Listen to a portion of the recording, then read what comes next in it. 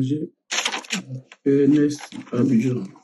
Bon, on va faire la descente de charge.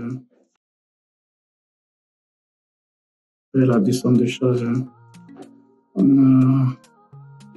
une dalle on a une travée de 8,3 et une travée de 4,5,49 avec une poutre de 20 sur 50.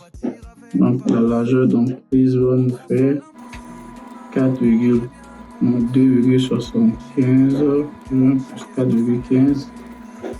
Ensuite, donc ça va nous faire 7,70. Bon, ici on va avoir une poutre PT0, PT0, PT1, un poteau P1, P2, P3. Bon, la dimension du PT0 va prendre du 20 sur 50.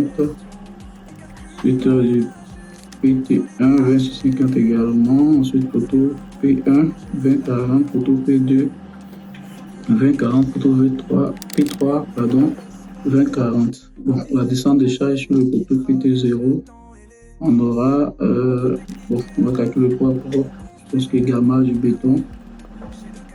C'est le poids propre qui serait la gamma du béton multiplié par G multiplié par la surface réduite. Donc ici, c'est ça, ça fait 2,5 multiplié par 10 multiplié par 0,2 multiplié par 0,5, ce qui va me faire 2,5 kN. Maintenant, la largeur de reprise que je vais appeler LD, je vais la calculer en faisant le poids propre. Bon, la largeur se fait 7,10. Maintenant, le poids propre de la poutre, de la dalle, on nous fait PD multiplié par gamma multiplié par G multiplié par l'épaisseur. Donc, ça me fait P10. Ça fait 3, ça me fait 3,75 kN par mètre carré. Maintenant, la reprise de la dalle que je vais appeler RD. RD sera égal à LD, c'est la largeur d'influence multipliée par PD qui est le poids propre. Donc, ça va me faire.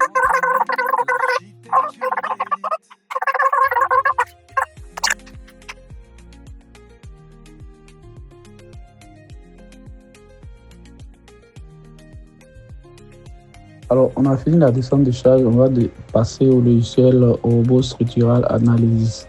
Ici, on va pas modéliser toute la structure parce qu'il s'agit en fait de ferrailler une poutre. Déjà, sur le chantier, ils ont tout commencé, donc nous, on va juste se charger de leur donner le ferraillage de la poutre. Bon, suivi ensemble, on a déjà fait la descente de charge sur la poutre, sur le poteau et également sur la semelle. Donc là, on va directement passer au ferraillage de la poutre. Donc ici, on va prendre la classe du milieu X.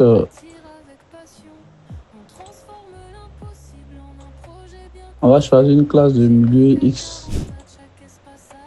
XC4 et puis une classe de structure S4. Voilà. Maintenant, pourquoi on choisit cette classe-là? Je vais vous expliquer un peu. Si vous allez dans HeroCode, vous allez constater que la classe de structure à utiliser pour les bâtiments et ouvrages en génie civil courant est S4. Durée d'utilisation du projet de 50 ans.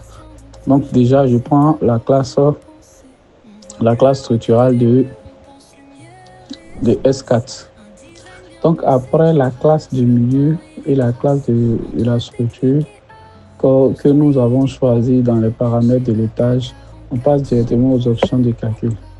Et donc dans les options de calcul, déjà dans la généralité, dans l'onglet général, on va essayer de voir est-ce qu'il y a quelque chose à toucher ici. Je pense que je vais juste sur le ferraillage. Ensuite, dans la classe du béton, ici pour que ça puisse corroborer avec la classe du milieu, la classe de structure, la résidence caractéristique du béton. Je pense que je vais devoir la changer.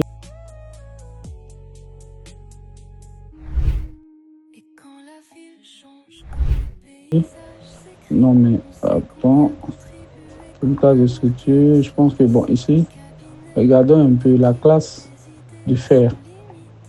La classe du fer, matériaux, l'acier et haute code. La classe d'utilité de l'acier, classe A d'utilité normale, 1,5, classe B haute d'utilité et classe C haute adhérence. Donc ici, nous choisissons la classe 500C. Ici, pour les aciers longitudinales, je vais choisir le 10, le 12 et le 14. Pour les aciers transversaux, je vais utiliser la classe C également pour des aciers de 6 et 8. Je pense qu'avec ces deux types, on peut facilement faire les cadres et autres. Donc, je choisis ça. Maintenant, je vais aller dans les dispositions constructives. Pour les dispositions constructives, je vais choisir de ferrailler par fil. Puisque j'ai 2 travées ici, je vais essayer de ferrailler par fil. Ensuite, espacement préférentiel, je pense que je vais utiliser des espacements de... Je vais essayer d'utiliser des espacements maxi de 15 et mini de 5. Ensuite, pour les armatures longitudinales en torsion, je pense que je vais garder comme ça. Pour les vailles des barres inférieures, ça je vais garder. Et espacement de l'élevage, je vais garder également tout ça. Et ce que je vais faire, je pense que bon, pour les barres inférieures, je ne vais pas toucher. Les barres supérieures également, je ne vais pas transversaux, je ne vais rien toucher là. Je vais maintenant passer au chargement. Pour le chargement, ici, je vais tout de suite pour les charges permanentes. La première charge sur la poutre est nommée P1. Je pense que dans mon calcul, combien est-ce que j'ai trouvé? Je vais d'abord, je pense que je vais convertir. Puisque je les ai trouvés en kilo newton mètre, je vais les convertir en kilo newton centimètre pour pouvoir les entrer. Voilà, donc la conversion va me donner, j'aurai 0,2662 kN par centimètre. Voilà, et puis maintenant je vais ajouter d'abord, et puis pour la charge d'exploitation, je crois que j'ai une charge d'exploitation de 5,67. Voilà, ce qui me revient à 0,6 kN par centimètre. Maintenant, je vais passer directement au calcul. Puisque j'ai déjà chargé, je vais passer directement au calcul. Maintenant, je vais essayer de régler un peu, comme je vous l'avais dit. Voilà, j'ai oublié. Je crois que je vais, voilà, la résistance caractéristique du béton, je pense que c'est du 30-37. Voilà, il n'y a plus d'erreur. Je pense que c'est bon. Maintenant, dans mon cas, j'ai une poutre de 20-50. Je pense que ça serait bien que j'ai des aciers de peau. Je vais essayer de mettre des aciers de peau. Voilà, donc pour rappel, les aciers de peau ont un rôle vraiment très crucial. La dernière fois, j'ai eu à échanger avec un camarade qui disait que les aciers de peau étaient carrément inutiles, du fait qu'on faisait dépenser inutilement au maître d'ouvrage. Je tiens vraiment à rappeler que les aciers de peau jouent un rôle vraiment crucial dans la résistance et la durabilité des structures bétonnées. Ils ont la répartition des contraintes, ils assurent la transmission et la répartition homogène des efforts dans le béton, limitant souvent les fissurations.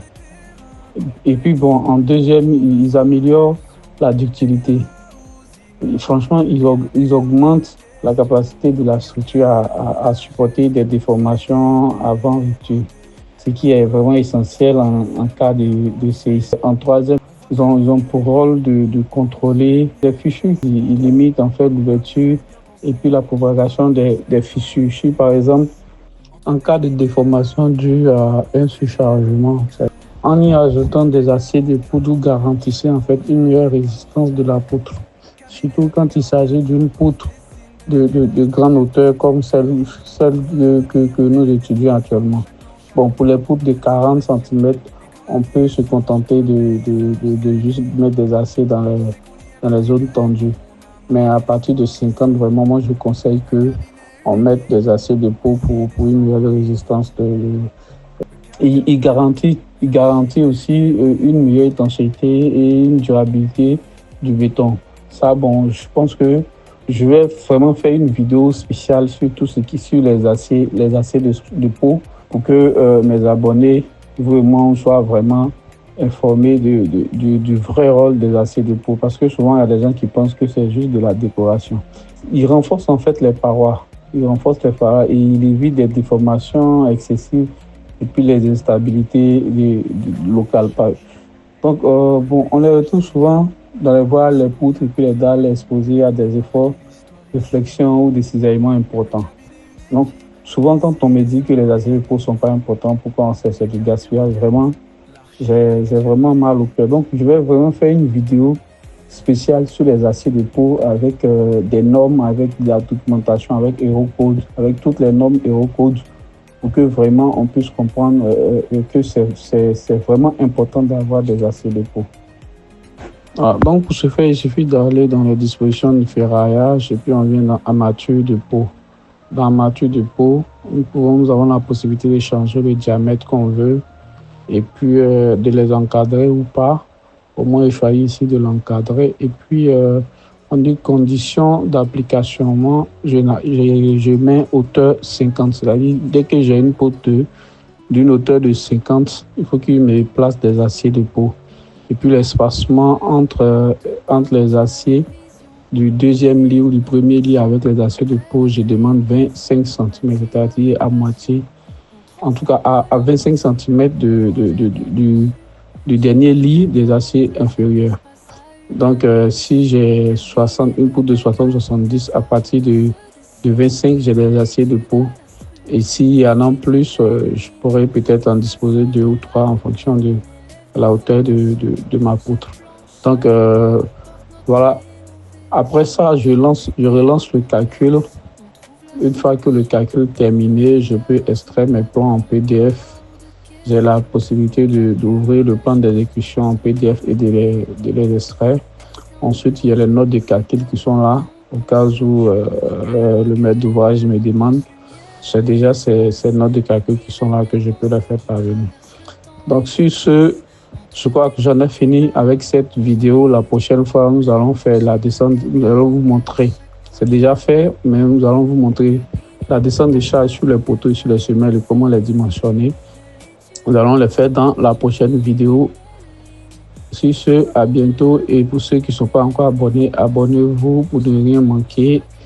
Et surtout, si vous avez des suggestions, des avis à donner par rapport à tout ce qui a été fait dans cette vidéo, n'hésitez pas à nous le dire. Si vous avez des questions pour compréhension, n'hésitez pas à nous les poser également. Nous sommes disponibles à vous répondre 24 heures sur 24. Donc, n'hésitez pas. Et puis bon, ciao, ciao. Bonne soirée à tous.